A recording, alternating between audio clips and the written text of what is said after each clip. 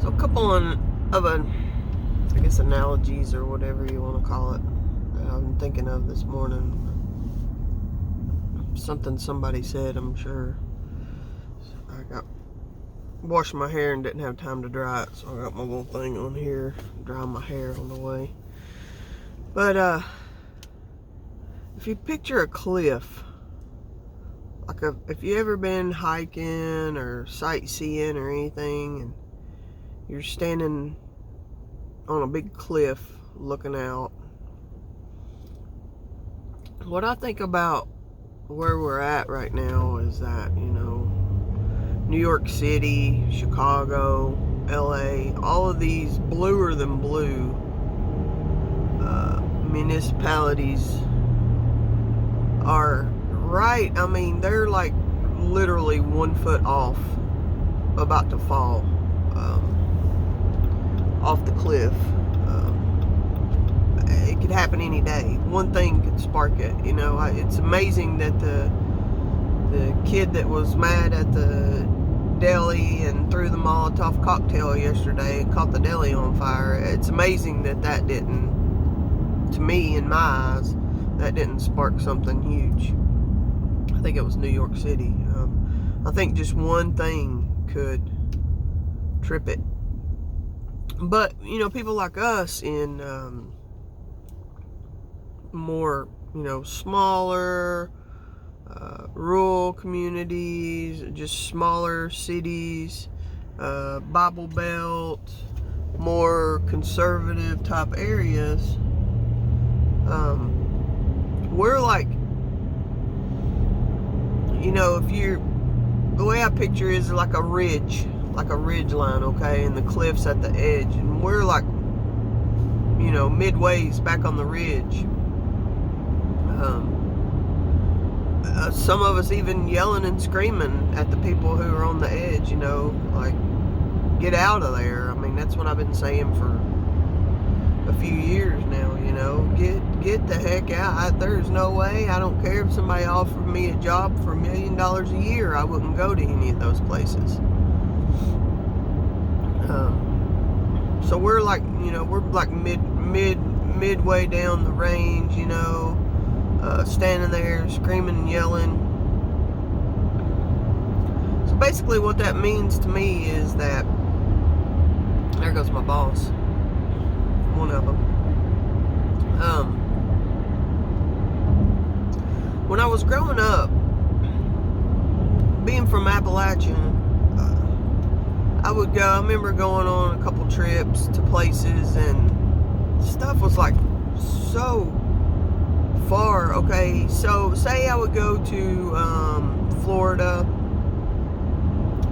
and we would go to a movie and see a movie, and like 2 months later it would be playing back home in Kentucky.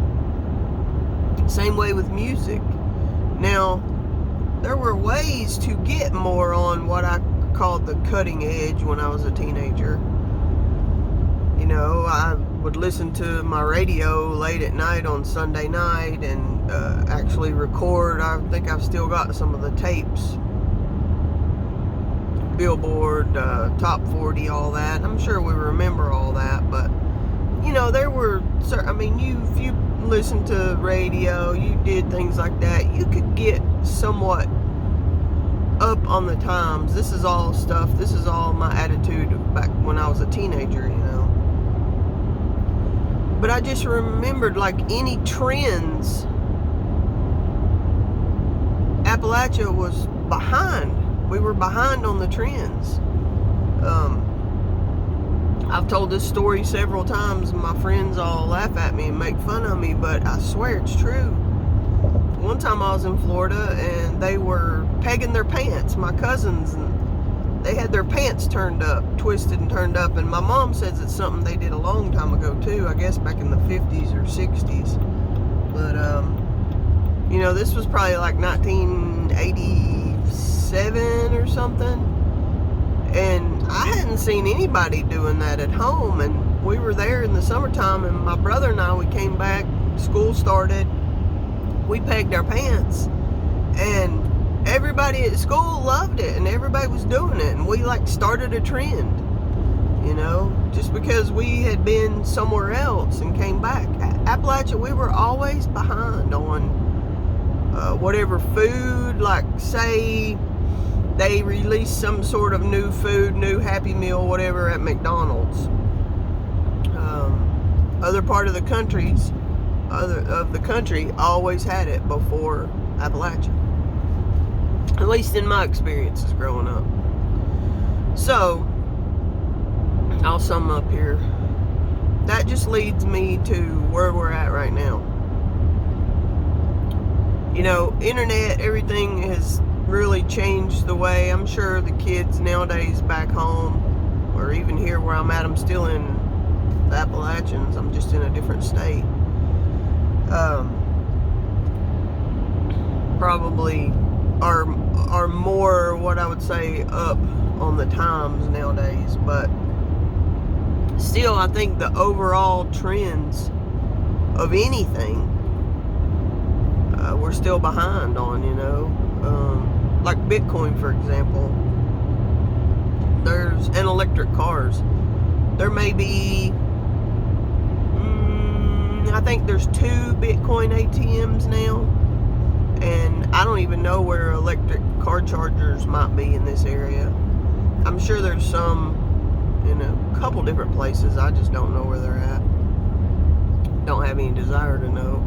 It takes more electric power to maintain and run an electric car as it does a gas one. So that's one for the climate. Panic-stricken climate people. Anyway, I just think we're behind. So whatever's happening right now in the larger cities and stuff, we're, you know, if they're right there, we're halfway there. Now, that could change in an instant. You know, if there was a financial crash, people freak out, they'd empty out the store shelves in a matter of a day or two. We could be in a societal collapse just as fast as some of those other cities. I think a little bit less violent. Depends on where you're at. I've been doing, you know, actually Sony and I have been doing a little bit of assessment on our neighborhood. Just for example, you know, like who, and I don't mean to, like, Lord knows if any of my neighbors were to watch this, I wouldn't want anybody to get their feelings hurt, but you have to do threat assessments on things, and you have to think about, you know, who would be a benefit to you and who might be a hindrance, who you can trust and who you can't. So you got to think about all that. But like I say, I think if this is just slowly rolling along, we're like halfway down the ridge. So if something crazy happens in New York City this week because they've lost so many police and firefighters and EMS workers, it might just stay local to that area, unless some provocateur takes advantage of them actually crashing and creates a huge crash. So it could be created by organically, or it could be, or I should say wouldn't be created. It could be an organic thing that happens. It could be a natural disaster. But if it's created, then it's probably going to be a provocateur. So just keep all that in mind. Just some thoughts I had this morning. So hope everyone has a lovely day. And no, I haven't joined a cult. It's not why I'm wearing the headdress. Like I say, my hair's cold. I didn't take time to dry it before I left for work. So much love. I hope everybody has a wonderful day. And talk again.